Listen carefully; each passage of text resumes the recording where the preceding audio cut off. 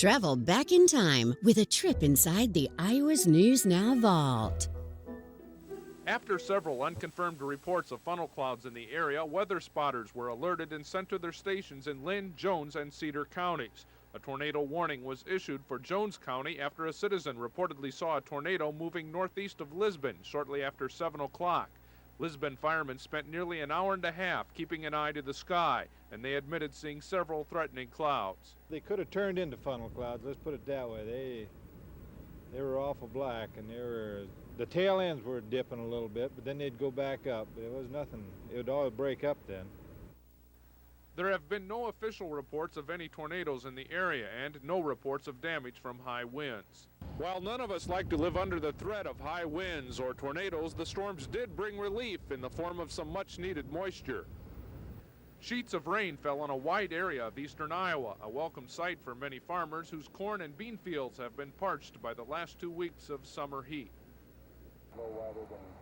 The twister cut a 2-mile swath down Highway 61, leaving in its wake shattered windows, damaged businesses, and most notably, downed trees. Utility outages still are being reported in the area, although by late this afternoon, some power had been restored.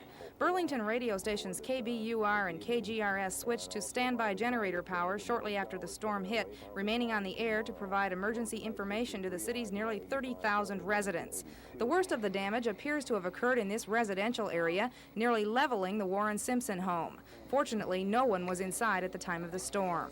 We were heading north on 61 to come home and close our windows. We knew that a storm was coming.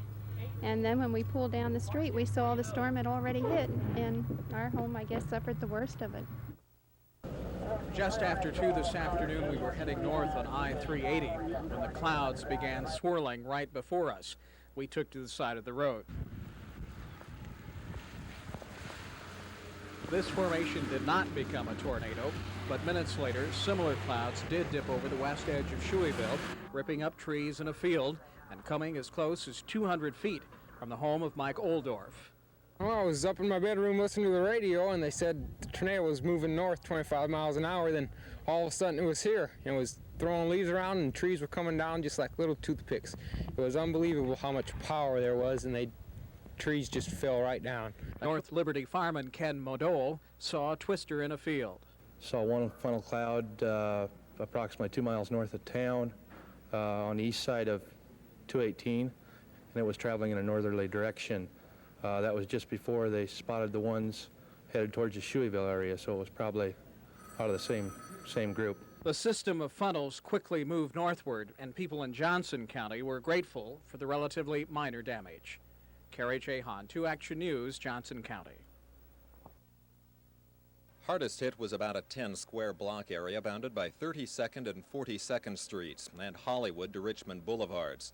Ron Kepler and his sister were driving this car up Oakland Road when they became victims of the storm. Well, I was just driving along. It was just like an explosion. We couldn't stop or anything. The tree just instantly, just like an explosion, come up out of the ground, knocked all the wires down. That was I just closed my eyes and the fire was flying, and that was it. Bertha Senninger lives on the 1400 block of 34th Street.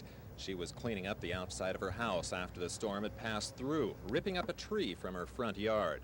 Well, I couldn't tell what it sounded like. It was just a roar, you know. It was just a roar. Across the street from Mrs. Senninger, a neighbor was building a shed. It was sitting on railroad ties when the afternoon began, but by 3 o'clock it had been moved about 30 feet sideways and up about a 6-foot incline. Otherwise, it was intact. Perhaps the hardest hit street was Hollywood Boulevard. Heidi Pankey, who lives there, was called home by her husband. Yeah, I'm still a little shaken. My husband called and told me what had happened, so they told me I could leave with the power lines down and things, but it just, you don't see anything until you're right in this area. All around it looks just fine. But as I was coming up, I was looking at the houses, and it looked like they've all fallen pretty much, the right way.